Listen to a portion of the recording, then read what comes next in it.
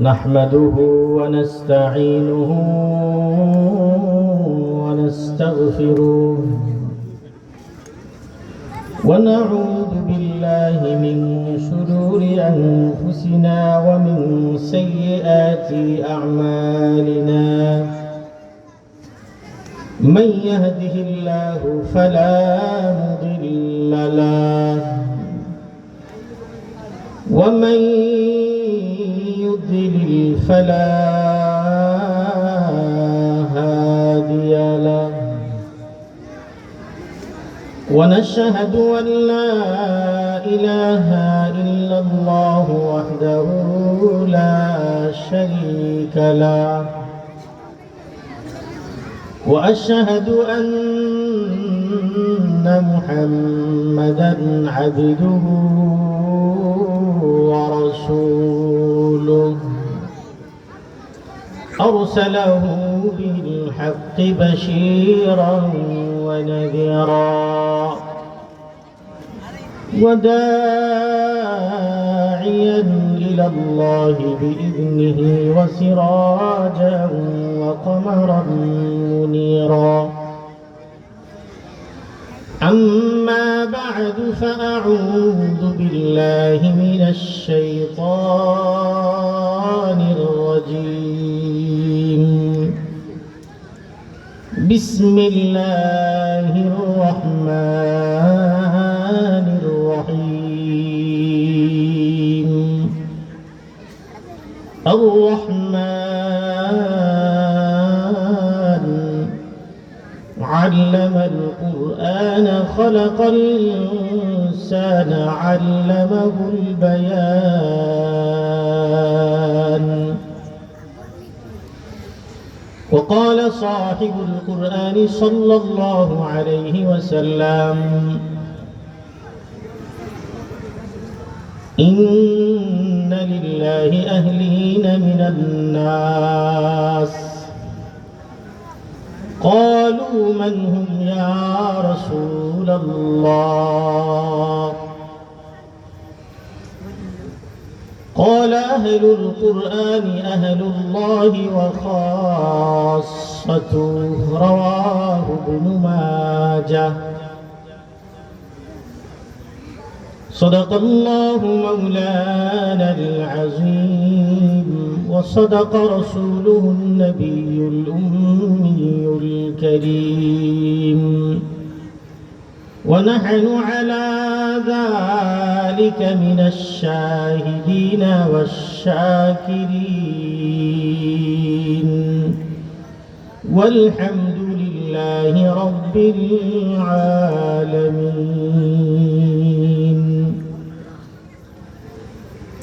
इस्लाम मिटाने में तो मिट जाएगा जालिम इस्लाम मिटाने में तो मिट जाएगा जालिम इस्लाम को मिटाना कभी मुमकिन तो नहीं है इस्लाम को मिटाना कभी मुमकिन तो नहीं है जो दुश्मन इस्लाम है उनको ये बता दो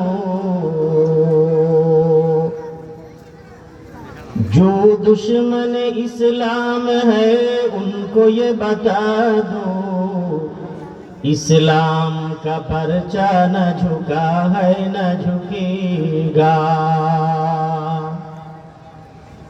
इस्लाम का परचा न झुका है न झुकेगा मैं सिजदा नहीं कर सकता किसी दरबार के सामने मैं सिजदा नहीं कर सकता किसी दरबार के सामने हर एक सरकार झुकती है मेरे सरकार के सामने गर्दन पे छुरी फेरो या सर पे नज़ा रख दो, हर हाल में हमको तो कुरान सुनाना है, हर हाल में हमको तो कुरान सुनाना है। दुरूद इब्राहिम पढ़ी। अल्लाहुम्मा सल्लि अला मुहम्मद व अला आलि मुहम्मद कमा सल्लैता अला इब्राहीम व अला आलि इब्राहीम इन्नका हमीदुम मजीद।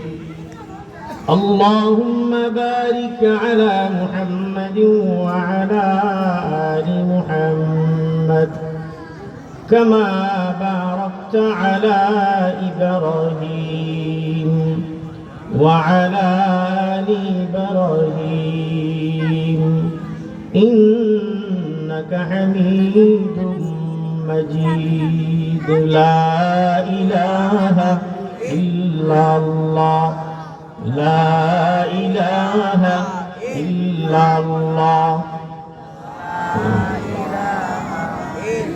ला इलाहा इल्लल्लाह मुहम्मदुर रसूलुल्लाह। शजर में हजर में तेरे रंग है, जिधर देखता हूँ उधर तू है ला इलाहा इल्लल्लाह,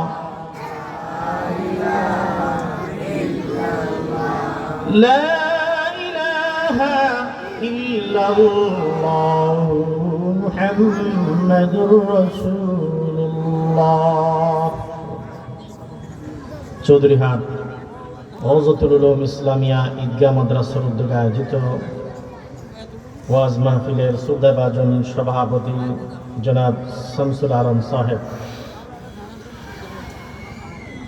প্রতিষ্ঠাতা সদস্য ও সাবেক সভাপতি চৌধুরীহাট কলেজ ও সভাপতি অত্র মাদ্রাসা, উপস্থিত উম্মতের রাহবার হযরত উলামায়ে কেরাম,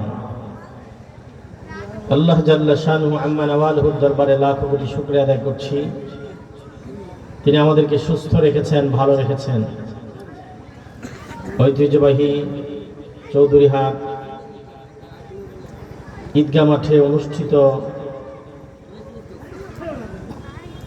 চৌধুরীহাট রওজাতুল উলুম ইসলামিয়া মাদ্রাসা কর্তৃক আয়োজিত মাহফিলে আল্লাহ তাআলা আমাকে আপনাকে আসার বসার, পর্দার আড়ালে মা বোনদেরকে শুনবার তৌফিক দিয়েছেন, এজন্য শুকরিয়া আদায় করছি আলহামদুলিল্লাহ।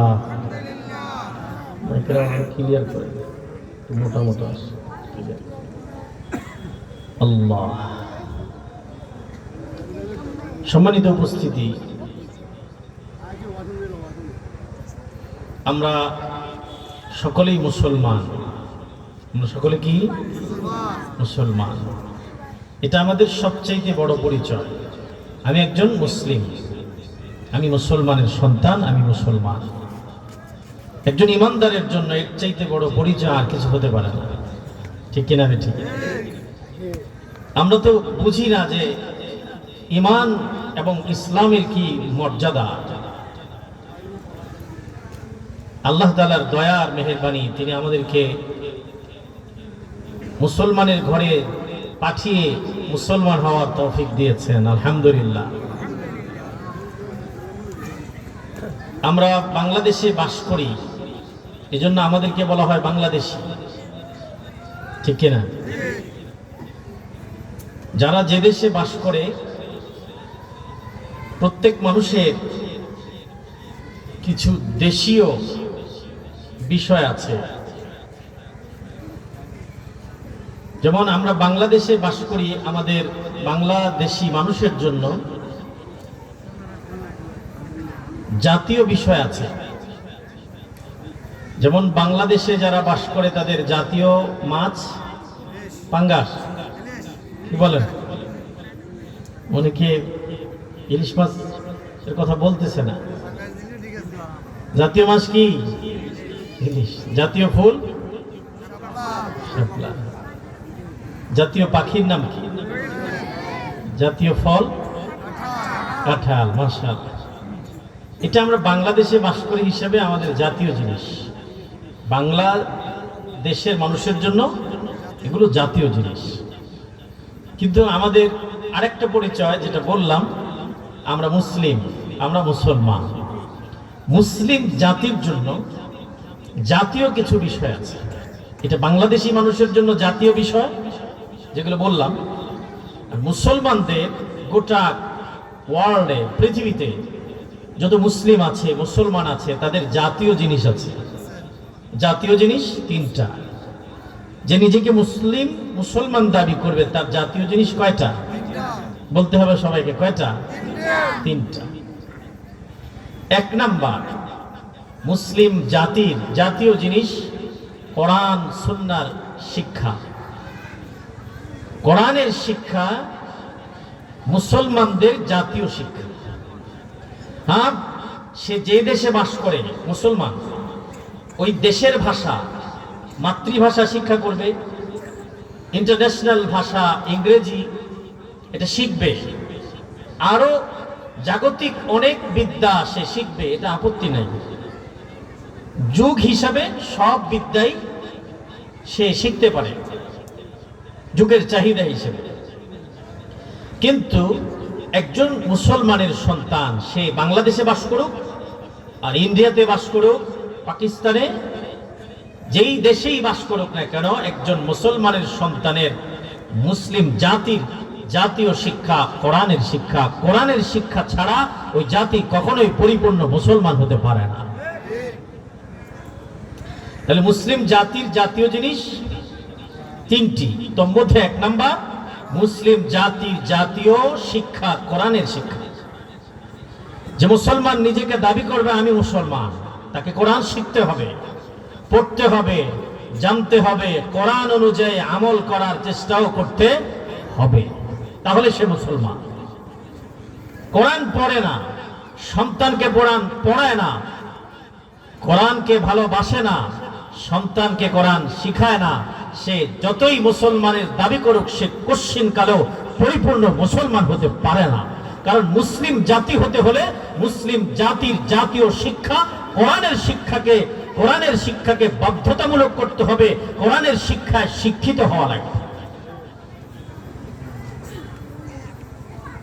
আল্লাহ রাব্বুল আলামিন সূরা আর রহমানে যারা কোরআনকে পড়ে, কোরআন শিখে, আল্লাহ যাদেরকে কোরআনের শিক্ষা দিয়েছেন, কোরআনকে বিশ্বাস করে, কোরআনের ছোঁয়া পায়, ইসলামের ছোঁয়া পায়, আল্লাহ কেবল তাদেরকে সূরা আর রহমানে মানুষ বলে আল্লাহ তাআলা ঘোষণা করেছেন। পক্ষান্তরে যারা কোরআন মানে না, কোরআনকে, ইসলামকে, আল্লাহকে, রসুলকে মানে না, আল্লাহ তাকে মানুষ বলেও পরিচয় দিতে রাজি নয়। আল্লাহ তাকে বলেছেন সে মানুষ হয়ে অমানুষ। পৃথিবীতে মানুষ দুই ধরনের, যারা কোরআন মানবে তারা মানুষ, গুণগত মানুষ। যারা কোরআন বিশ্বাস করবে না, আল্লাহ বিশ্বাসী নয়, পরকালে বিশ্বাসী নয়, আল্লাহ বলেন এ মানুষ হয়েও অমানুষ, জানোয়ার, হায়ওয়ান, বরং এর চাইতে নিকৃষ্ট জানোয়ার। মানুষ কয় ধরনের? দুই ধরনের মানুষ, গুণগত মানুষ আর একটা হলো জন্মগত মানুষ। সূরা আর রহমানে আল্লাহ তাআলা গুণগত মানুষের পরিচয় দিয়েছে। যারা কোরআন মানে, আল্লাহ বিশ্বাসী, তারা জান্নাতি। আর যারা কোরআনে বিশ্বাসী নয়, আল্লাহ বিশ্বাসী নয়, রসুলে বিশ্বাসী নয়, পরকালে বিশ্বাসী নয়, আল্লাহ তাদেরকে মানুষ বলতেও রাজি নয়। আল্লাহ তাআলা বলেছেন তোমরা পশু, বরং পশুর চাইতে বড় জানোয়ার। এরপর আল্লাহ বলেছেন তোমাদের ঠিকানা জাহান্নাম। মানুষ কয় ধরনের? গুণগত, জন্মগত। গুণগত, জন্মগত। সূরা আর রহমান আল্লাহ তাআলা গুণগত মানুষের পরিচয় দিয়েছে। আল্লাহ তাআলা বলছেন আর রহমান আল্লামাল কুরআন খালাকাল ইনসান الإنسان আল্লাহ রাব্বুল আলামিন বলেন, রহমান দয়াময় তিনি, যিনি মানুষদেরকে কোরআন শিখিয়েছেন। খালাকাল ইনসান, মানুষদেরকে কোরআন শিক্ষা দেওয়ার পরে যারা কোরআনের শিক্ষায় শিক্ষিত হয়েছে, কোরআনের ছোঁয়া পেয়েছে, কোরআনে যারা বিশ্বাসী হয়, আল্লাহ পাক বলেন খালাকাল ইনসান, তাকে মানুষ বলে আমি আল্লাহ সৃষ্টি করেছি। সুবহানাল্লাহ। এরপরে সূরা আরাফ, সূরাতুল আরাফ 179 নম্বর আয়াত। এখানে আল্লাহ তাআলা জন্মগত মানুষের পরিচয় দিয়েছে। প্রথমটা ছিল গুণগত মানুষ। এখন আল্লাহ এই আয়াতের মধ্যে আল্লাহ তাআলা সূরা আরাফ 179 নম্বর আয়াতে আল্লাহ তাআলা জন্মগত মানুষের পরিচয় দিচ্ছে। আল্লাহ রাব্বুল আলামিন বলেন, وَلَقَدْ ذَرَأْنَا لِجَهَنَّمَ كَثِيرًا مِنَ الْجِنِّ وَالْإِنسِ لَهُمْ قُلُوبٌ لَا يَفْقَهُونَ بِهَا وَلَهُمْ أَعْيُنٌ لَا يُبْصِرُونَ بِهَا وَلَهُمْ آذَانٌ لَا يَسْمَعُونَ بِهَا أُولَئِكَ كَالْأَنْعَامِ بَلْ هُمْ أَضَلُّ أُولَئِكَ هُمُ الْغَافِلُونَ আল্লাহ রাব্বুল আলামিন বলেন, وَلَقَدْ ذَرَأْنَا لِجَهَنَّمَ كَثِيرًا مِنَ الْجِنِّ وَالْإِنسِ আল্লাহ পাক বলেন, অনেক মানুষকে আর জিন জাতিকে আমি আল্লাহ জাহান্নামের আগুনের মধ্যে জ্বালাবো। এখানে ইনস মানে মানুষ, সূরা রহমানে খালাকাল ইনসান, ইনসান মানে মানুষ, এখানে ইনস মানে মানুষ। আল্লাহ পাক বলেন, অনেক জিন জাতিকে আর মানুষ জাতিকে আমি আল্লাহ জাহান্নামের আগুনে জ্বালাবো। মানুষ আর জিন জাতি কেন জাহান্নামে জ্বলবে? আল্লাহ পাক বলেন, তারা তাদের কৃতকর্মের কারণে জাহান্নামের আগুনের মধ্যে জ্বলবে, তারা জাহান্নামী হয়ে যাবে। লাহুম কুলুব, আল্লাহ পাক বলেন এই মানুষদেরকে আমি আল্লাহ রাব্বুল আলামিন দিল দিয়েছিলাম, অন্তর সমূহ দিয়েছিলাম। লা ইয়াফকাহুনা বিহা, এই অন্তর দিয়ে, অন্তরের মধ্যে, দিলের মধ্যে আল্লাহর জায়গা দেয় নাই, ইসলাম জায়গা দেয়নি, কোরআনকে জায়গা দেয়নি, পরকালে সেই বিশ্বাসী ছিল না। ওয়ালাহুম আয়ুন লা ইউবসিরুনা বিহা, আল্লাহ পাক বলেন তাদেরকে আমি আল্লাহ রাব্বুল আলামিন চক্ষু দান করেছিলাম, চোখ দিয়া তারা ইসলামের দিকে হেঁটে হেঁটে যায় নাই, দেখে নাই, ইসলামটা বোঝে নাই, চোখ দিয়া ভালো কিছু দেখে নাই। ওয়ালাহুম আযান, আল্লাহ পাক বলেন তাদেরকে আমি কর্ণ দিয়েছিলাম। লা ইয়াসমাউনা বিহা, এই কান দিয়া ইসলামের কথা, নবী রাসূলদের কথা, কোরআনের কথা, মোল্লা মৌলবীদের কথা শুনেও শুনে নাই, শুনলেও তারা মানে নাই। আল্লাহ পাক বলেন উলাইকা কাল আনআম, এরা চতুষ্পদ জানোয়ার। যারা ইসলাম মানে না, আল্লাহ মানে না, রাসূল মানে না, কোরআনের ছোঁয়ায় বিশ্বাসী নয়, ইসলামে যারা বিশ্বাসী নয়, আল্লাহ পাক তাদেরকে মানুষ বলতেও রাজি নয়। উলাইকা কাল আনআম, আনআম মানে চতুষ্পদ জানোয়ার। গরু ছাগলের হাত পা কয়টা? সবাই বলতে হবে কয়টা? এই চার পাওয়ালা জানোয়ার। কুকুরের, কুত্তার হাত পাও কয়টা? আল্লাহ পাক বলেন উলাইকা কাল আনআম। এই পৃথিবীতে যেই মানুষগুলো দুনিয়ায় আসার পরে, মায়ের পেট থেকে আসার পরে আল্লাহ বিশ্বাসী নয়, পরকালে বিশ্বাসী নয়, কোরআনে তারা বিশ্বাসী নয়, আমি আল্লাহ তাদেরকে মানুষ বলতে রাজি নয়। আল্লাহ বলেন উলাইকা কাল আনআম, তারা চতুষ্পদ জানোয়ার। বাল হুম আদাল, বরং চতুষ্পদ জানোয়ার তো ভালো, এদের চাইতে নিকৃষ্ট জানোয়ার। কারণ কুত্তাকে আল্লাহ পাক, কুকুরকে বানিয়েছেন রুকু অবস্থায়, গরু ছাগলকে আল্লাহ বানিয়েছেন রুকু অবস্থায়, এরা মানুষের ঘরে জন্ম নিয়েও জীবনে একটা রুকু করে নাই, জীবনে একটা সেজদা দেয় নাই। তারা বলে দেয়ার ইজ নো গড, স্রষ্টা বলতে কিছু নাই। আল্লাহ এই জন্য বলেন এরা জানোয়ার হয়ে রুকু করে, আর এরা মানুষ হয়ে জীবনে একটা রুকু করে নাই, সেজদা করে নাই। আমি তাদের স্রষ্টা, আমি আল্লাহরে মানে না, কোরআন তারা বিশ্বাসী নয়। মায়ের পেট থেকে মানুষ হলেও আমি আল্লাহ এদেরকে মানুষ বলি না। এরা হলো উলাইকা কাল আনআম, এরা চতুষ্পদ জানোয়ার। একটু পরে আল্লাহ বলেন বাল হুম আদল, বরং চতুষ্পদ জানোয়ারের চাইতে নিকৃষ্ট জানোয়ার। गर्भ सूरत आदमी इंसाबुदे, गर्भ सूरत आदमी इंसाबुदे, अहमदु बुजहलहा मकसाबुदे। আল্লাহর আরেফ বলেন হাত পা চোখ কান অঙ্গ প্রত্যঙ্গ থাকলে যদি মানুষ হয়, মুহাম্মদুর রাসূলুল্লাহ মানুষ, আবু জাহাল উতবা সাইবা মানুষ। আবু জাহাল আর মুহাম্মদুর রাসূলুল্লাহর মধ্যে ব্যবধান কি? মুহাম্মদুর রাসূলুল্লাহ সৃষ্টির সেরা মানুষ, আর আবু জাহাল সৃষ্টির নিকৃষ্ট জানোয়ার। কারণ আল্লাহ বিশ্বাসী নয়, পরকালে আস্থাশীল নয়। এজন্য আল্লাহ আবু জাহালদের মতো মানুষ যারা, তাদেরকে মানুষ বলতে রাজি নয়। আমার ভাইয়েরা, মুরব্বী বাবারা, পর্দার আলের মায়েরা বোনেরা, আল্লাহ রাব্বুল আলামিন দুই ধরনের মানুষ পৃথিবীতে সৃষ্টি করেছেন। এক ধরনের মানুষ মায়ের পেট থেকে আসার পরে কোরআন শিখে, ইসলাম মানে, আল্লাহ মানে, রসুল মানে, পরকালে বিশ্বাসী। আল্লাহ বলেন খালাকাল ইনসান, আমি তোরে মানুষ বলে স্বীকৃতি দিলাম। আর রহমান আল্লামাল কুরআন খালাকাল ইনসান। সূরা আর রহমান যারা পারেন অথবা আমার থেকে শুনেন, আল্লাহ বলছেন আর রহমান। আর রহমান মানে দয়াময়। রহমান মানে কি? দয়াময় আল্লাহ। আল্লাহ যিনি, রহমানও তিনি, না ব্যবধান আছে?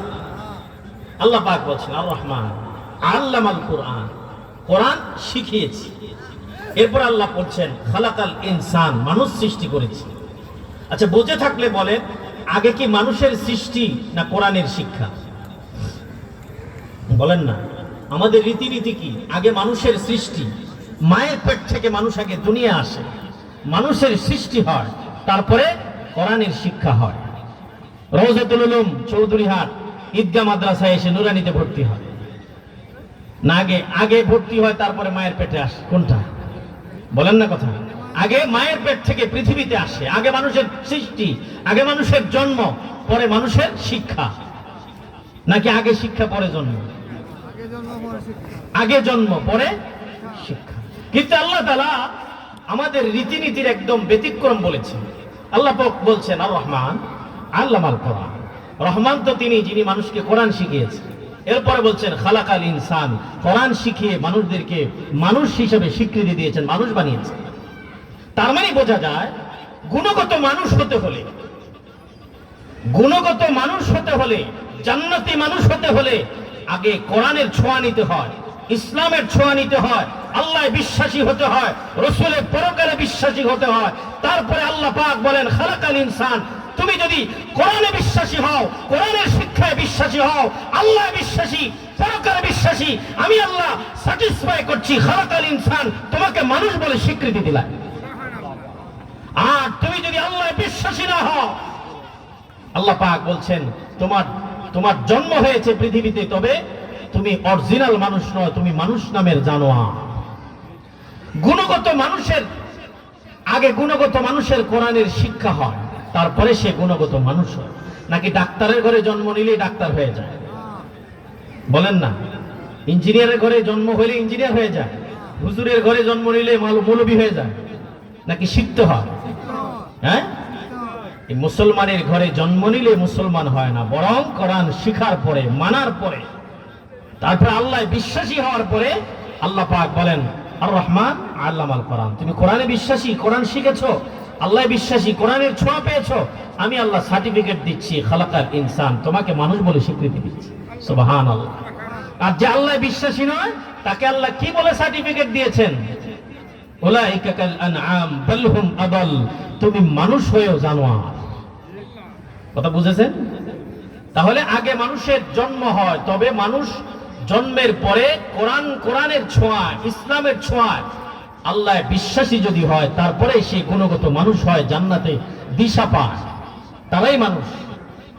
ঠিক কিনা জোরে কর? যারা কোরআনে বিশ্বাসী নয়, ইসলামে বিশ্বাসী নয়, তারা প্রকৃত মানুষ নয়, তারা জানোয়ার। এই জন্য দেখবেন আল্লাহ বিশ্বাসী নয়, এরা কি করে? সমকামিতাকে প্রমোট করে। ঠিক কিনা জোরে কর? আলেম ওলামা ইসলামকে ব্যঙ্গ করে, উপহাস করে, কটাক্ষ করে।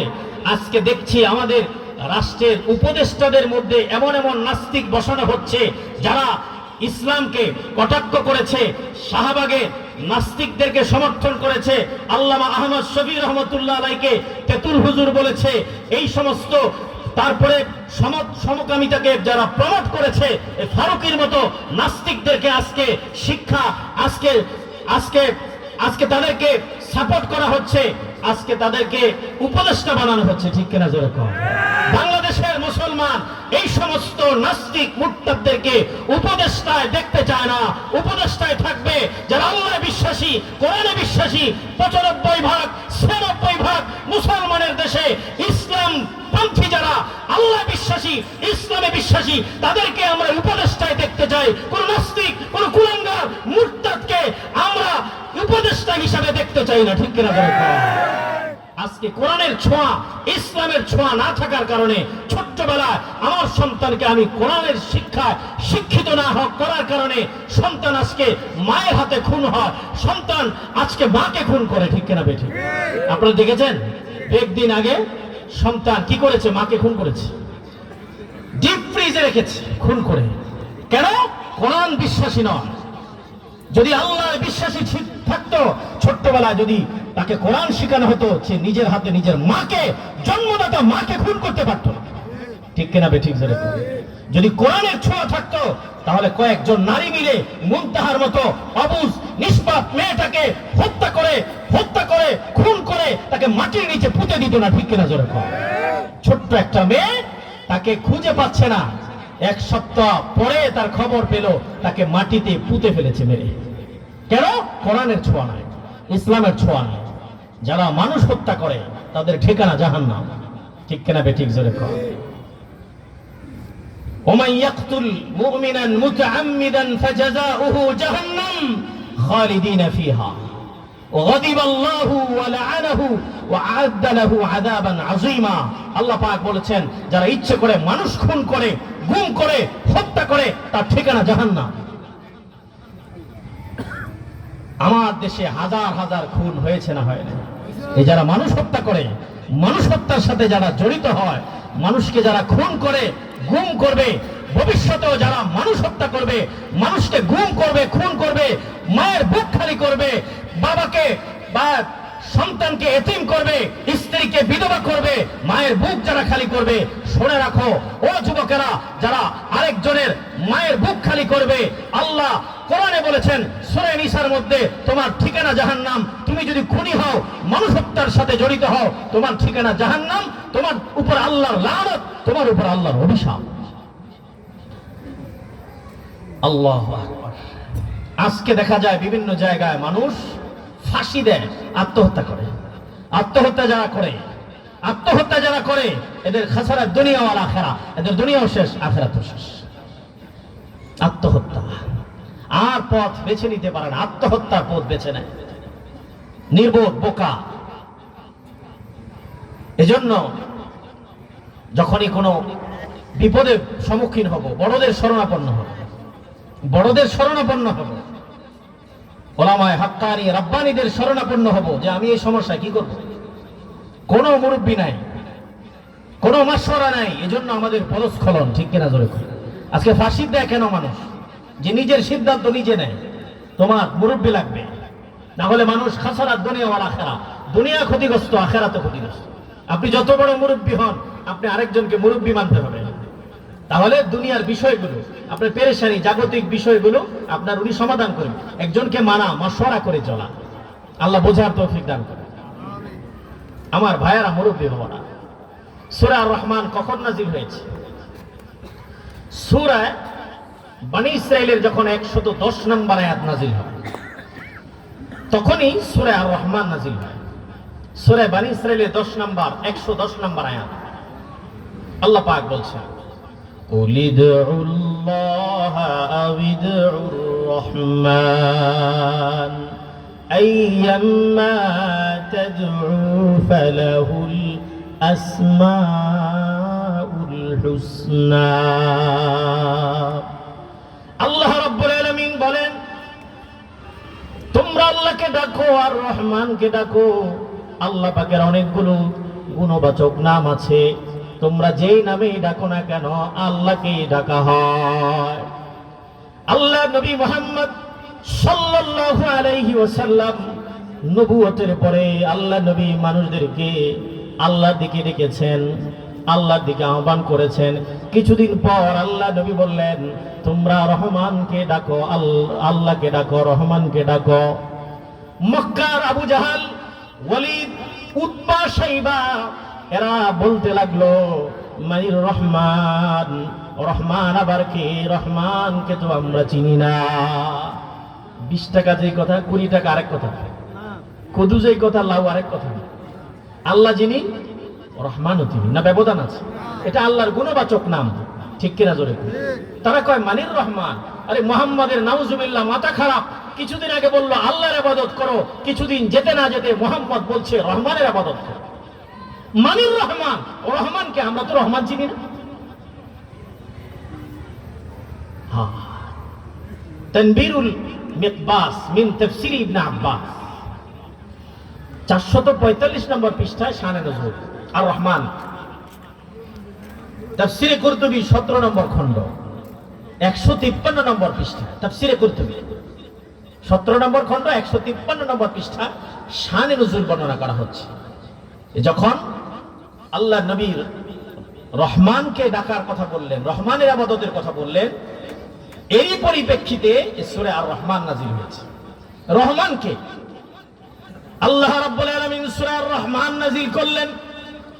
আর রহমান আল্লামাল কুরআন খালাকাল ইনসান। আল্লাহ রাব্বুল আলামিন বলেন, ও মক্কার আবু জাহাল, ওয়ালিদ, উতবা, শাইবা, তোমরা বুঝি রহমানকে চিনো না, রহমানকে বোঝো না। রহমান তো তিনি যিনি মানুষদেরকে কোরআনের শিক্ষায় শিক্ষিত করেছেন, কোরআন যিনি শিখিয়েছেন, আর মানুষ যিনি সৃষ্টি করেছেন তিনি হলেন রহমান। মানুষকে আল্লাহ রাব্বুল আলামিন কোরআনের শিক্ষা দিয়ে, কোরআন পাঠিয়ে, কোরআনের ছোঁয়া দিয়ে, শিক্ষা দিয়ে মানুষের উপরে আল্লাহ যিনি রহমান রহিম দয়া করেছেন, মানুষ সৃষ্টি করেছেন, তিনি হলেন আল্লাহ, তিনি হলেন রহমান। ঠিক কিনা বেঠিক জোরে কর। আমার ভাইয়েরা, মুরব্বী বাবারা, যুবকেরা, তরুণেরা, পর্দার আলের মায়েরা, বোনেরা, এজন্য মুসলিম জাতির জাতীয় শিক্ষা হলো কোরআনের শিক্ষা। যে নিজেকে মুসলমান দাবি করবে, নিজে কোরআন পড়তে হবে, কোরআন জানতে হবে, কোরআনের জরুরি আয়াতগুলো নামাজে যেগুলো পড়তে হয়, ইলমুল হাল শিক্ষা করা ফরজ। যেই সূরাগুলো না পড়লেই নয়, না শিখলেই নয়, ওই সূরাগুলো আমাকে শিখতে হবে, শুদ্ধ করা লাগবে। ঠিক কিনা জোরে কর। আমার সন্তান, আমার আগামী প্রজন্মকে কোরআনের শিক্ষায় শিক্ষিত করা লাগবে। মাদ্রাসা, নুরানি মাদ্রাসাগুলোতে আমাদের সন্তানগুলোকে ভর্তি করাবো, দ্বীন শিখাবো, ইসলাম শিখাবো। নচেত আল্লাহর আদালতে আমি বাবা, আমি মা, আল্লাহর আদালতের আসামি হওয়া লাগবে। কোরআন শিখতে হবে, কোরআন। হযরত আনাস রাদিয়াল্লাহু তাআলা হাদিস বর্ণনা করেছেন, ইবনে মাজার হাদিস। আল্লাহ নবী বলেন, ইন্না লিল্লাহি আহলিনা মিনান নাস। আসমানের নিচে, জমিনের উপরে কিছু মানুষ আছে, তারা আল্লাহর পরিবারের লোক। সাহাবারা বললেন, ক্বালু মান হুম ইয়া রাসূলুল্লাহ, আল্লাহর পরিবারের লোক তারা আবার কারা?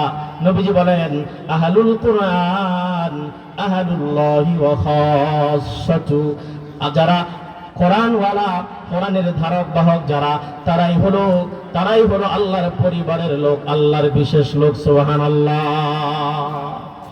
নবীজি বলেন খায়রুকুম মান তাআল্লামাল কুরআনা ওয়া আল্লামা, যে কোরআন শিখে, কোরআন শিখায়, আসমানের নিচে জমিনের উপরে সে সর্ব উৎকৃষ্ট মানুষ। সুবহানাল্লাহ।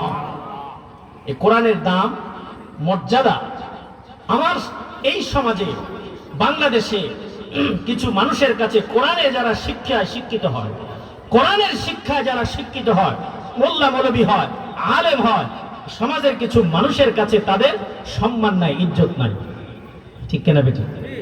এরা কারা? এরা হলো সমাজের চামার, সমাজের মুচি মার্কা মানুষ, যারা, তাদের কাছে কোরআনের শিক্ষার কোনো দাম নাই। আশরাফ আলী থানভী রহমতুল্লাহ একটা কিতাব আছে আল ইফতা কিতাবের মধ্যে তিনি একটা চমৎকার ঘটনা উল্লেখ করেছে। ক্লাসের মধ্যে এক উস্তাদ পড়াতো, শেখ সাদি রহমতুল্লাহ আলাইহির চমৎকার কিতাব গুলিস্তা। কওমি মাদ্রাসার দরসে নিজামিতে এই কিতাব পড়ানো হয়, গুলিস্তা। চমৎকার কথা। আল ইফকা নামক কিতাবে আশরাফ আলী থানভী রহমতুল্লাহ লিখেছেন, ছাত্রদেরকে শিক্ষক মনে করেন আপনাদের চৌধুরীহাট কেন্দ্রীয় মসজিদের খতিব সাহেব, এই মাদ্রাসার প্রিন্সিপাল মুহতামিম মাওলানা ইমরান সাহেব, তিনি গুলিস্তা পড়াচ্ছে। ছাত্রদেরকে বোঝাবার জন্য বলছে, উৎসাহিত করার জন্য, যে বাবা আজকে যে পড়াটা তোমাদেরকে পড়াচ্ছি, এই পড়াটার দাম 1 লাখ টাকা।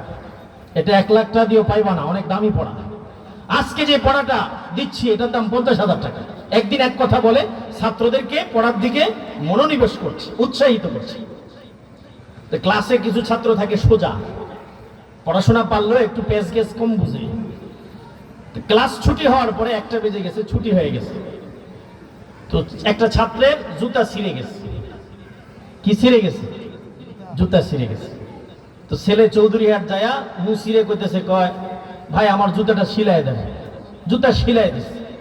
সিলাই করার পর মুচি বলতেছে 2 টাকা দাও। ওই জামানায় তো 2 টাকা। আশরাফ আলী থানভী রহমতুল্লাহ ইফকা নামক কিতাবের ঘটনা, 2 টাকা দাও। ছাত্র বলতেছে আমার কাছে তো 2 টাকা নাই কাকা, আমাদের ওই বড় মসজিদের মাওলানা ইমরান সাহেব, উনি আজকে আমাদেরকে একটা পড়া পড়াইছে, এই পড়াটা আপনাদের শুনাই দিই। তো পড়াটা শুনাই দিচ্ছে। আমারে পড়া শুনায় লাভ কি? আমাকে হুজুরে কইছে আজকে যে পড়াটা আমাদেরকে পড়াইছে, পড়ার দাম 1 লাখ টাকা। বাবা আমার 1 লাখ টাকা পড়ার দরকার নাই, আমার 2 টাকা দেন। আমার 1 লাখ টাকার এই পড়া আমার শোনায় কোনো কি নাই, লাভ নাই, আমার 2 টাকা দেন। ছাত্র এবার আসছে, আবার জুতা তো সিলাই দিছে, হুজুরের কাছে আসছে। হুজুর আপনি না বলছেন যে এই আজকের এই পড়ার দাম 1 লাখ টাকা, আপনার এই পড়া তো মুসি 2 টাকা দিও নেয় না, আপনি কোন এই পড়ার দাম 1 লাখ। কি হয়েছে? হুজুর এই ঘটনা। তো হুজুর অফিসের আলমারি খুলে দিলেন, খুলে একটা হীরা, একটা মণিমুক্তা বের করলেন। বের করে বলতেছে হীরা, এই হীরা নিয়ে মুসিরে দিবা 2 টাকার বিনিময়ে। এই হীরা মণিমুক্তা নিয়ে মুচির কাছে গিয়েছে, মুচি সাহেব আমাদের হুজুর দিয়েছে, নেন আপনার একটা হীরা দিয়েছে ওই জুতা সিলাই করার পরিবর্তে, 2 টাকার পরিবর্তে। হাতেটাতে নিয়ে মুচি তো আর হীরা চিনে না, মুচি তো আর স্বর্ণকার না, মুচি তো আর রাজা বাদশা না যে হীরা চিনবে। হীরা চিনে স্বর্ণকার, হীরা চিনে রাজা বাদশা। এটা ঢিল্লা দিয়ে ফেলে দিচ্ছে। ছোট্ট একটা পাথর নিয়ে আসছি, বড় একটা পাথর যদি নিয়ে আসতি তাও তো এখানে জুতা রাখা হাতুরা প্যারাক মারতে পারতাম, হাতুরা দিয়া। বড় একটা পাথর নিয়ে আসছি। ছাত্র এটা কুড়ে নিয়ে আবার আসছে মাদ্রাসা। হুজুর এই মণিমুক্ত তো মুসি 2 টাকার বিনিময় নেয় না, আপনি বললেন মণিমুক্ত নাকি অনেক দামি। কয় এটা চৌধুরীহাটে স্বর্ণকার দোকানে নিয়ে যা। কত কয় দেখ, বিক্রি করবি না। বুঝলেন না? স্বর্ণকার বলে এটা বিক্রি করবে? কে দিছে? মাওলানা ইমরান সাহেব দিছে। কত? আপনি কোন কত? 50,000 দিমু, দিবি? কয় না। 1 লাখ দিমু, দিবি? আচ্ছা হুজুরে জিজ্ঞেস করে আস। অফিসে আসছে সোজা তো, হুজুর আপনি না এই হীরামণি মুক্তা দিয়েছেন, প্রথমে আমি মুচির কাছে গিয়েছি, মুচি এটা 2 টাকা দিয়েও নেয় না, আর স্বর্ণকার এটা 1 লক্ষ টাকা বলে। হুজুর এই মণিমুক্তার দাম কি মুসির কাছে 2 টাকারও নাই? হুজুর ছাত্ররে একটা ফার্সি কবিতা বলতেছে, কদরে গুলবুল বুলবাদানা দিয়া বাদানাদ শাহপরি, কদরে গুলবুল বুলবাদানা দিয়া বাদানাদ শাহপরি, কদরে জওহর শাহবাদানাদ ইয়া বাদানাদ গৌহরি। হুজুর বলেন, মাওলানা ইমরান সাহেব বলেন, বাবা ফুলের মর্যাদা বুঝে বুলবুল পাখি, ফুলের মর্যাদা বুঝে রাজার বাদশার মেয়ে, আর মণিমুক্তা হীরা জওহরের মর্যাদা বুঝে রাজা বাদশা আর স্বর্ণকার। ওই মণিমুক্তারও দাম আছে, তোমাকে যে পড়াটা আমি শিখিয়েছি পড়িয়েছি ওই পড়াটারও দাম আছে, বরং কোরআন সুন্নাহর ইলমের মর্যাদা হীরা মণিমুক্তার চাইতে কম না বেশি? ওই মুচি মার্কা মানুষ যারা, সমাজের যারা চামার মার্কা মানুষ, তাদের কাছে ওই পড়ারও দাম নাই, হীরামণি মুক্তার মতো এই শিক্ষারও কোনো দাম নাই। আর যারা সত্যিকারের মানুষ, রাজা বাদশাদের মতো মানুষ, রাজা শাহী মেজাজের মানুষ যারা, স্বর্ণকারের মতো দামি মানুষ যারা, তাদের কাছে এই ইলমের দাম আছে না নাই? সমাজের যারা চামার মার্কা মানুষ, মুচির মর্তমত মানুষ, তাদের কাছে কোরআনের শিক্ষার, নুরানি পড়ার, মাদ্রাসা শিক্ষার কোনো দাম নাই, কারণ সে একটা চামার, সে একটা মুচি। ঠিক কিনা জোরে কর? এ পড়ার দাম আছে না নাই? কিন্তু নায়িকার কাছে, চামারের কাছে আর মুচির কাছে। ঠিক কিনা? ঠিক। আমার ভাইয়েরা, মুরব্বী বাবারা,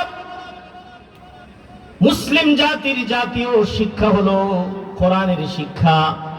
যে ব্যক্তি নিজেকে মুসলমান দাবি করবে তার 1 নাম্বার জাতীয় শিক্ষা হলো কোরআনের শিক্ষা। কোরআনের শিক্ষা ছাড়া কখনোই মুসলমান হওয়া যায় না। মুসলিম জাতির 2 নাম্বার জাতীয় ইবাদত হলো নামাজ। যে মুসলমান নিজেকে মুসলমান দাবি করবে ওই মুসলিম জাতির জন্য জাতীয় ইবাদত হলো নামাজ। হিন্দু ধর্মে তাদের উপাসনা আছে, পূজা আছে না, 12 মাসে 13 পূজা। আর মুসলমানের দৈনিক 5 বার ইবাদত আছে। কয়বার? 5 বার। 5 ওয়াক্ত নামাজ। এই 5 ওয়াক্ত নামাজ ছাড়া সে কখনোই পরিপূর্ণ মুমিন, মুসলমান হতে পারে না। কারণ মুসলিম জাতির জাতীয় ইবাদত নামাজ। আল্লাহ নবী মুহাম্মদ সাল্লাল্লাহু আলাইহি ওয়াসাল্লাম বলেছেন, আউয়ালু মা ইউহাসাবু বিহিল আবদু ইয়াউমাল কিয়ামাতিস সালাত। আল্লাহ নবী বলেন, কিয়ামতের দিন সর্বপ্রথম নামাজের হিসাব হবে। ফাইন সলুহাত সলুহা সাইরু আমালি ওয়া ইন ফাসাদাত ফাসাদা সাইরু আমালি। নবীজি বলেন, কারো যদি হাসরের ময়দানে নামাজের ফাইল, আল্লাহর ইবাদতের মধ্যে নামাজের ফাইলটা ঠিক থাকে, আল্লাহ রাব্বুল আলামিন বান্দার অন্যান্য ফাইলগুলো ঠিক করে দিবেন। ওয়া ইন ফাসাদাত ফাসাদা সাইরু আমালি। আল্লাহ পাকের নবী বলেন, বান্দার নামাজের ফাইলটা যদি এলোমেলো থাকে, সমস্যা থাকে, অন্যান্য ফাইলগুলো এলোমেলো হয়ে যাবে।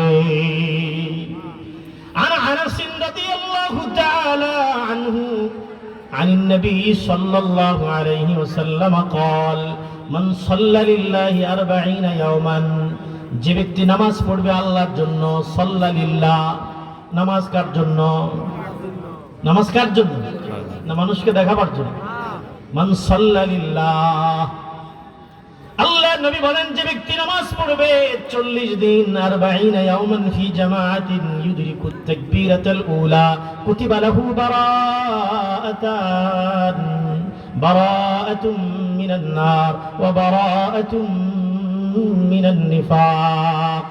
আল্লাহ নবী বলেন, কেউ যদি 40 দিন জামাতে 5 ওয়াক্ত নামাজ পড়ে তাকবীরে উলার সাথে, আল্লাহ পাক তাকে 2টা পরওয়ানা সার্টিফিকেট লিখে দিবেন। 1 নাম্বার, আল্লাহ পাক তাকে মুনাফিক জাহান্নামের খাতা থেকে তার নাম কেটে দিবেন। 2 নাম্বার, মুনাফিকের লিস্টি থেকেও তার নামটা কেটে দিবেন।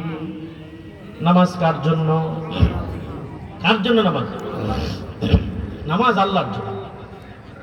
আল্লাহ রাব্বুল আলামিন সূরা আন-নূর 37 নম্বর আয়াত, আমার আল্লাহ বলেন, পৃথিবীতে আমার কিছু মানুষ আছে, আমার কিছু বান্দা আছে, তারা দুনিয়ার সব কিছু ছেড়ে দিল, নামাজ নামাজ নামাজ ছেড়ে দেয় না, আল্লাহর জিকির থেকে বিমুখ হয়ে যায় না, নামাজ প্রতিষ্ঠা থেকে, যাকাত প্রদান থেকে তারা বিরত থাকে না। আল্লাহ পাক বলেন, রিজালুল লা তুলহিহিম তিজারাতুন ওয়ালা বাইউন আন যিকরিল্লাহ ওয়া ইকামিস সালাহ ওয়া ইতাইজ যাকাহ। আল্লাহ পাক বলেন, পৃথিবীতে কিছু মানুষ আছে, তাদের ব্যবসা, বিজনেস, দোকানদারি, খেতে খামারের কাজ আমি আল্লাহর জিকির থেকে তাদেরকে সরায় রাখতে পারে না। দোকানের শাটার বন্ধ করে দেয়, দোকানের ঝাঁপ ফেলে দেয়, আল্লাহর বান্দা নামাজে চলে যায়, খেতে খামারে থাকে, অফিস আদালতে থাকে, অফিস আদালতের কাম, ব্যবসা বিজনেসের কাজ তারে আল্লাহর জিকির থেকে, নামাজ থেকে, যাকাত থেকে বিরত রাখতে পারে না। ইয়াখাফুনা ইয়াওমান তাতাকাল্লাবু ফীহিল কুলুবু ওয়াল আবসার।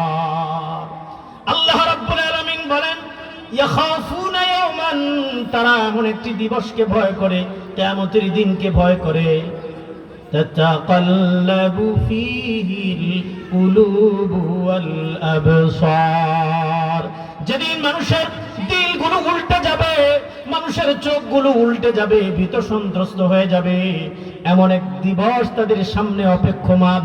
ওই কিয়ামতের দিবসকে তারা ভয় করে, তারা নামাজ থেকে গাফিল হয়ে যায় না।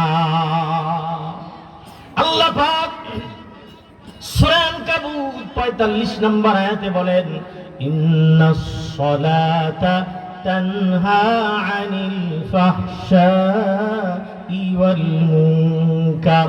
আল্লাহ পাক বলেন, নিশ্চয় নিঃসন্দেহে নামাজ মানুষকে বেহায়াপনা, বেলাল্লাপনা থেকে, অশ্লীল কাজ থেকে বিরত রাখে না। সুবহানাল্লাহ।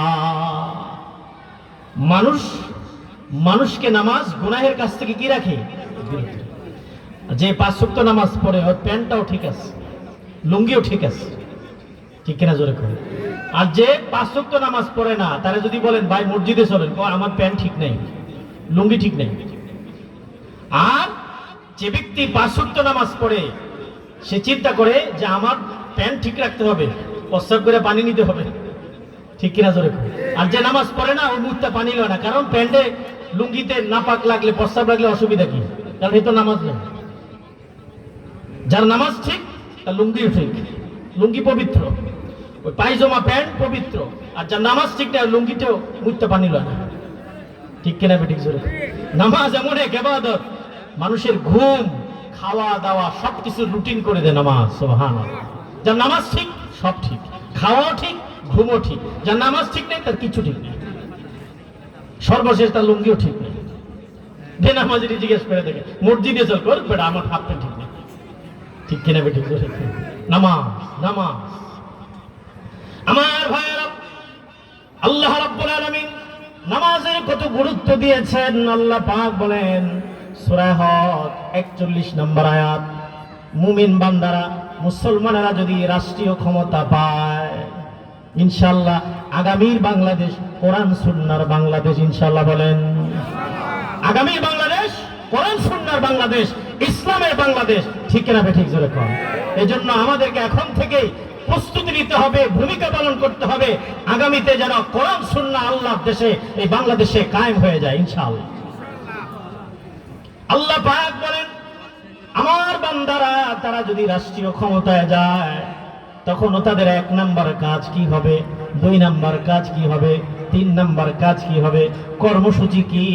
আমার আল্লাহ সূরা হজ 41 নম্বর আয়াতে কর্মসূচি দিয়েছেন। আল্লাহ পাক বলেন, আল্লাযীনা ইম্মাক্কান্নাহুম ফিল আরদি আকামুস সালাহ ওয়া আতাউজ যাকাহ ওয়া আমারু বিল মা'রুফি ওয়া নাহাউ আনিল মুনকার। আল্লাহ পাক বলেন, আমার নেককার বান্দারা তারা যদি রাষ্ট্রীয় ক্ষমতা যায়, তারা যদি রাষ্ট্রীয় ক্ষমতা পায়, তাদের এক নাম্বার কাজ হবে তারা আল্লাহর জমিনে নামাজ প্রতিষ্ঠার কাজ করবে। কিসের কাজ? নামাজ প্রতিষ্ঠার কাজ করবে। কারণ নামাজ যদি প্রতিষ্ঠা হয় মসজিদগুলো আবাদ হবে। মসজিদ কি হবে? আবাদ হবে। মসজিদ এখন অনাবাদী, সুন্দর মসজিদ কিন্তু মুসল্লি খুঁজে পাওয়া যায় না। এই রাষ্ট্রীয় ক্ষমতায় যদি নেককার মানুষেরা যায়, তাদের এক নম্বর কাজ হবে মসজিদ তামিরের কাজ, মসজিদ আবাদের কাজ। মসজিদগুলো আজ লোক শূন্য হয়ে আছে, মসজিদগুলো ফাঁকা, মনে হয় যেন কান্না করছে। দুই নম্বর, আল্লাহ পাক বলেন যাকাত প্রদানের কাজ করবে। দুই নাম্বার, কারণ মানুষ যদি যাকাত প্রদান করে তাহলে সমাজের মধ্যে বৈষম্য দূর হবে, গরিব থাকবে না। ধনীরা যাকাত দিলে দেশের মানুষ শান্তিতে বসবাস করবে, অভাব দূর হয়ে যাবে, দারিদ্র বিমোচন হয়ে যাবে। وَأَمَرُوا بِالْمَعْرُوفِ وَانْهَوْا عَنِ الْمُنكَرِ। তিন নাম্বার, তাদের কর্মসূচি তারা পালন করবে। তারা সৎ কাজের আদেশ দিবে, অসৎ কাজ থেকে মানুষদেরকে বোঝাবে, দাওয়াতের কাজ করবে। দাওয়াত দিলে পরে দাওয়াতের মাধ্যমে মানুষ গুনাহ থেকে আল্লাহ রাস্তায় ফিরে আসবে, মসজিদে ফিরে আসবে, দ্বীনের পথে, ইসলামের পথে ফিরে আসবে। ফলে বাংলাদেশের মানুষ, গোটা দুনিয়ার মানুষ, আল্লাহ এই পৃথিবীটা, দেশটা আল্লাহর জান্নাতে পরিণত হবে। আমার ভাইয়েরা, মুরব্বী বাবারা, হযরতে আল্লাহর নবী মুহাম্মদুর রাসূলুল্লাহ সাল্লাল্লাহু আলাইহি ওয়াসাল্লাম জীবনের শেষ কথা বলেছেন নামাজ। নামাজ, আমার উম্মতেরা নামাজ, নামাজ ছেড়ে দিও না। যে ব্যক্তি রাসূলের উম্মত হতে চায়, নামাজ নামাজ নামাজ। যে ব্যক্তি আল্লাহর বান্দা হতে চায়, আল্লাহর মুহাব্বতের বান্দা হতে চায়, নামাজ ছাড়া আল্লাহর বান্দা হওয়া যায় না। নামাজ ছাড়া বিশ্ব নবীর সত্যিকারের উম্মত হওয়া যায় না। উয়ুনুল হিকায়াতের কিতাবের মধ্যে একটা ঘটনা আসছে।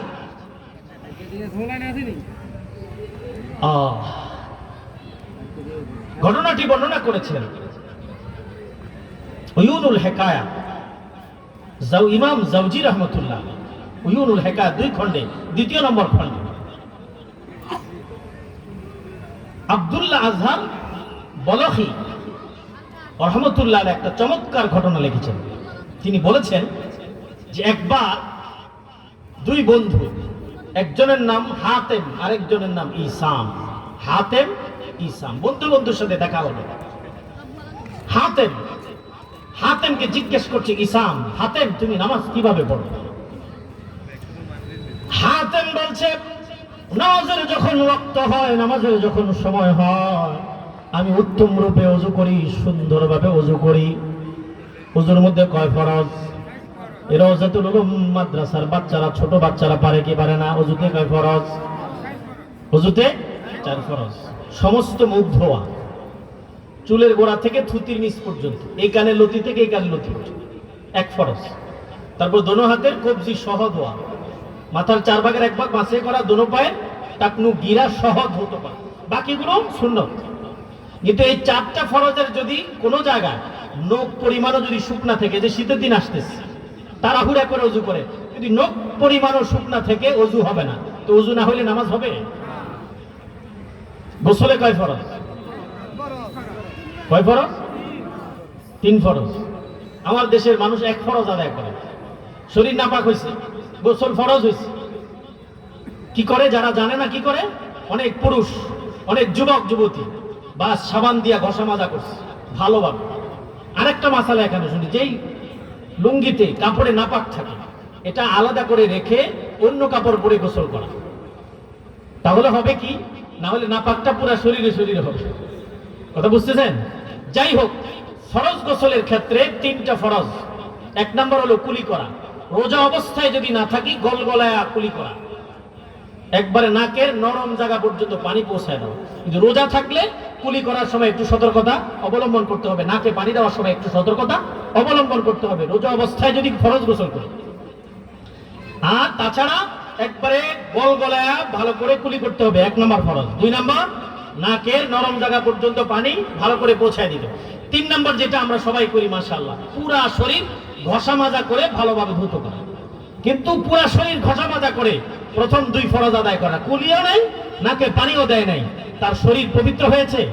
নাপাক রয়ে গেছে। কুলিও করে নাই, ফরজ গোসল নাকে পানিও দেয় নাই, এজন্য তার শরীর অপবিত্র। অপবিত্র শরীরে নামাজ পড়েছে, নামাজ হয়েছে?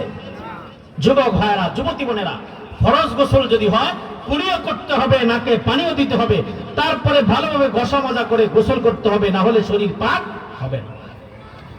হাতেম বলছে নামাজের সময় হলে উত্তম রূপে আমি ওযু করি, তারপরে নামাজের মধ্যে স্থির হই, নামাজের মুসল্লায় দাঁড়াই।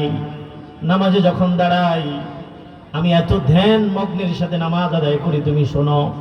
হাতেম বলছে ইসামকে, আমি নামাজে যখন দাঁড়াই আমি মনে মনে চিন্তা করি আমার সামনে খানায়ে কাবা, সামনে কি মাসালা হচ্ছে, আপনি যখন নামাজে দাঁড়াবেন নিচের দিকে তাকাবেন না। যখন একামত হয় নিয়তের আগে, নিয়ত বাঁধার পরে তো যেখানে আপনি সিজদা করবেন সেখানে তাকায় থাকেন। নিয়ত বাঁধার পরে, নিয়ত বাঁধার পরে তাকবীর তাহরিমের পরে আপনার নজর থাকবে কোথায়? সিজদার জায়গায়। কিন্তু যখন আপনি নিয়ত বাঁধেন নাই, তাকবীর তাহরিমে এখনো বাঁধেন নাই, নামাজ শুরু করতেছেন, তখন আপনার নজর কোন দিকে থাকবে? নিচে না উপরে? তখন মাসালা হলো আপনি সোজা তাকায় থাকবেন একবার ওই দিকে, খানায় কাবা, আপনার চোখ বরাবর। এটা হলো শরীয়তের মাসালা। কোন দিকে? খানায় কাবার দিকে তাকায় থাকবেন। মনে করবেন যে আমি খানায় কাবার দিকে তাকায় আছি, মনে মনে, নিচের দিকে না। একামত হচ্ছে তখন চেহারা কোন দিকে? সোজা। হাতেম বলছে আমি আমার 2টা চোখ যেন খানায়ে কাবার সামনে আছে, আমার দৃষ্টি আল্লাহর ঘরের উপরে, আমি নামাজ আদায় করছি। এইভাবে করে প্রথমে দাঁড়াই, তাকবীরে তাহরিমে দেওয়ার আগে তার নজর কোন দিকে? বলতেছে খানায়ে কাবা আমার সামনে। তারপরে আমার মাথার উপরে আমার আল্লাহ, আল্লাহ আছেন আমার মাথার উপরে, ডানে আমার জান্নাত, এই মনোভাব নিয়ে নামাজ আদায় করি। ডানে আমার জান্নাত, বামে আমার জাহান্নাম। পুলসিরাতের পুলের উপরে আমি দাঁড়িয়ে নামাজ আদায় করছি। পিছনে আমার মালাকুল মউত জান কবজের জন্য দাঁড়ায় আছে। হতে পারে নামাজের মধ্যে আমার জানটা কবজ হয়ে যাবে, আর হতে পারে এই নামাজ আমার জীবনের শেষ নামাজ। আমি দীর্ঘ 30 বছর যাবত এইভাবে নামাজ আদায় করি। খানায়ে কাবার সামনে, মাথার উপরে আল্লাহ, ডানে আমার জান্নাত, বামে আমার জাহান্নাম। পুলসিরাতের উপরে মনে হয় দাঁড়িয়ে আছি, পিছনে মালাকুল মউত আজরাইল দাঁড়িয়ে আছে। একটু পরেই আমার জান হয়তো বা কবজ হয়ে যেতে পারে। এটাই আমার জীবনের শেষ নামাজ। আমি যতবার নামাজ পড়ি ততবার মনে করি এটাই আমার জীবনের শেষ নামাজ।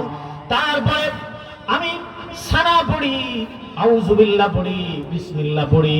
যারা ইমামের পিছনে নামাজ পড়ে তারা শুধু সানা পড়বে, আউযুবিল্লাহ বিসমিল্লাহ পড়তে হবে না। ইমাম সাহেব আউযুবিল্লাহ পড়বে, সানার পরে বিসমিল্লাহ পড়বে, আউযুবিল্লাহ বিসমিল্লাহ। কিন্তু যারা ইমামের পিছনে দাঁড়ায় শুধু সানা পড়লে হবে, আউযুবিল্লাহ লাগবে না, বিসমিল্লাহ লাগবে না। ঈসা হাতেম বলে আমি সূরা ফাতিহা যখন শুরু করি, সূরা ফাতিহার অর্থের দিকে খেয়াল করে করে পড়ি। তারপরে সূরা যখন মিলাই অর্থের দিকে খেয়াল করে করে পড়ি। তারপরে আমি রুকু সেজদা করি, ধীরস্থির ভাবে নামাজ আদায় করি। নামাজ যখন শেষ হয়ে যায়, সালামটা যখন ফিরাই, তাহলে আমি তখন মনে করি হয়তোবা আমার নামাজ আল্লাহর দরবারে কবুল হয়েছে, নচেত আমার নামাজ হয়তোবা আল্লাহর দরবারে কবুল হয় নাই। ইসাম বলছে কতদিন যাবত এইভাবে করে করে তুমি নামাজ আদায় করো? দীর্ঘ 30টি বছর যাবত এইভাবে নামাজ আদায় করি, এটাই আমার জীবনের শেষ নামাজ। ইসাম হাতেমকে জড়ায় ধরলেন, চোখের পানি মুছলেন, আর বললেন তোমার নামাজ সত্যিকারের নামাজ। নামাজে যখন আমরা দাঁড়াবো, ধীরস্থিরে নামাজ আদায় করব, আমার আল্লাহ সূরা আল মুমিনুনের মধ্যে বলেছেন কদ আফলাহাল মুমিনুন আল্লাযীনা হুম ফি সালাতিহিম খাশিউন। আল্লাহ পাক বলেন নামাজ তো সবাই পড়ে, আমার কোন নামাজিরা, আমার কোন নামাজিরা কামিয়াব, সাকসেসফুল। আল্লাহ পাক বলেন কদ আফলাহাল মুমিনুন, ওই নামাজিরা বিকাম সাকসেসফুল। আল্লাযীনা হুম ফি সালাতিহিম খাশিউন, যারা স্বীয় নামাজে একাগ্রচিত্তে বিনয়ের সাথে নামাজ আদায় করে, আল্লাহ বলেন তারাই কামিয়াব। বিনয়ের সাথে নামাজ আদায় করব, এটাই আমার জীবনের শেষ নামাজ। অর্থের দিকে খেয়াল করে করে নামাজ আদায় করব, তাড়াহুড়া করব না। মুসলিম শরীফে আছে, হযরতে আবু হুরায়রা রাদিয়াল্লাহু তাআলা আনহু বলেন, বান্দা যখন নামাজে দাঁড়ায়, বান্দা নামাজে যা পড়ে যা বলে, আল্লাহ বান্দার সাথে সাথে তা কথা বলতে থাকে। আল্লাহ বান্দার নামাজের মধ্যে প্রত্যেকটা কথার উত্তর দেন, সুবহানাল্লাহ। বিশেষ করে সূরা ফাতিহা আমরা যখন পড়ি, আল্লাহ পাক সূরা ফাতিহা যখন তেলাওয়াত করি নামাজে, সব কথার মধ্যে আল্লাহ পাক জবাব দিয়ে দেন। আমি আপনি যখন সূরা ফাতিহা পড়ি, আলহামদুলিল্লাহি রাব্বিল আলামিন, সমস্ত প্রশংসা ওই রব আল্লাহর জন্য, তিনি সমগ্র ওয়ার্ল্ডের প্রতিপালক। আর রহমানির রহিম, যিনি রহমান আর রহিম, দয়াময়। রহিম আর রহমানের মধ্যে পার্থক্য কি? রহমান মানিও দয়াময়, রহিম মানিও দয়াময়। আর রহমান আর রহিম, রহমান মানে আল্লাহ পাক দুনিয়ায় তিনি তার দয়াটা ব্যাপক। যারা আল্লাহকে মানে আর যারা আল্লাহরে মানে না, তাদের উপর আল্লাহর দয়া আছে না নাই?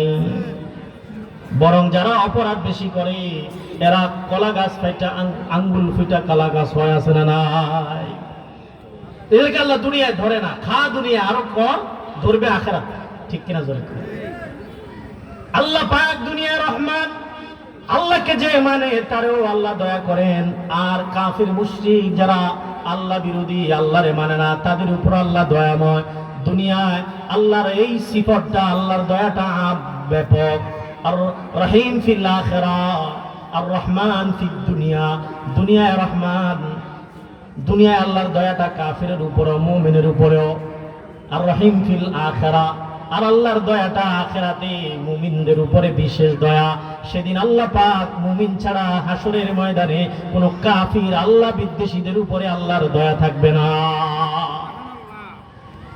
মালিক ইয়াউমিদ্দিন, তিনি কিয়ামতের দিবসের মালিক। মালিক ইয়াউমিদ্দিন, মালিক ইয়াউমিল কিয়ামাহ, মালিক ইয়াউমিল জাযা, তিনি কিয়ামতের দিনের মালিক, বিচার দিনের মালিক। ইয়াকা না'বুদু ওয়া ইয়াকা নাস্তাঈন, নিশ্চয় তোমারই ইবাদত করি, তোমার কাছে সাহায্য চাই। ইয়াকা না'বুদু, আমরা কই ইয়াকা না'বুদু, শব্দটা এমন না। ইয়াকা এক শব্দ, এরপরে না'বুদু এক শব্দ। ওয়া ইয়াকা নাস্তাঈন, আমরা কই ওয়া ইয়াকা নাস্তাঈন, না, এটা আলাদা আলাদা। ইয়াকা না'বুদু, ইয়াকা এটা একটা শব্দ আলাদা। ইয়াকা না'বুদু ওয়া ইয়াকা নাস্তাঈন, বুঝছেন কথা? নিশ্চয় তোমারই ইবাদত করি, তোমার কাছেই সাহায্য চাই। ইহদিনাস সিরাতাল মুস্তাকিম, সঠিক পথের দিশা দাও, তোমার কাছে সিরাতে মুস্তাকিম চাই। সিরাতে মুস্তাকিম কোনটা? আনআমতা আলাইহিম, যেই পথে পরিচালিত হওয়ার পরে তাদেরকে তুমি পুরস্কৃত করেছ। জান্নাতের পথ, হেদায়েতের পথ কোনটা? মিনান নাবিয়িনা ওয়াস সিদ্দিকিনা ওয়াশ শুহাদাই ওয়াস সালিহিন। আল্লাহ পাক আনআমতা আলাইহিম, ইহদিনাস সিরাতাল মুস্তাকিম, আনআমতা আলাইহিম এর তাফসীর করেছেন। কোরআনের আয়াত, তাফসীর কোরআন আয়াত, কোরআনের আয়াত দিয়ে তাফসীর। আনআমতা আলাইহিম কারা? আল্লাহ পাক বলেন মিনান নাবিয়্যিন, নবীদের পথ, হেদায়েতের পথ, নবীদের পথ, জান্নাতের পথ। ওয়াস সিদ্দিকিন, সাহাবীদের পথ, সোজা পথ, সিরাতে মুস্তাকিম, নবীদের পথ, জান্নাতের পথ, সাহাবীদের পথ, জান্নাতের পথ। ওয়াস শুহাদা, আল্লাহর দ্বীন, আল্লাহর জমিনে কায়েমের জন্য যারা রক্ত দিয়েছে, জীবন দিয়েছে, ওই শহীদদের পথ, জান্নাতের পথ। শহীদদের পথ হলো হেদায়েতের পথ। ওয়াস সালিহিন, আর নেককার উলামা সুলাহাদের পথ, আল্লাহওয়ালাদের পথ হলো হেদায়েতের পথ, জান্নাতের পথ। তাহলে জান্নাতের পথ কয়টা পাইলাম? সূরা ফাতিহার মধ্যে জান্নাতের পথ কয়টা? 4টা। জান্নাতের পথ কয়টা? 1 নাম্বার মিনান নাবিয়্যিন, নবীদের পথ। 2 নাম্বার সাহাবীদের পথ। 3 নাম্বার ওয়াসশুহাদা, আল্লাহ দ্বীন আল্লাহর জমিনে কায়েমের জন্য শহীদ হওয়া, এটা জান্নাতের পথ, হেদায়েতের পথ। 4 নাম্বার উলামা সুলাহাদের পথ, জান্নাতের পথ।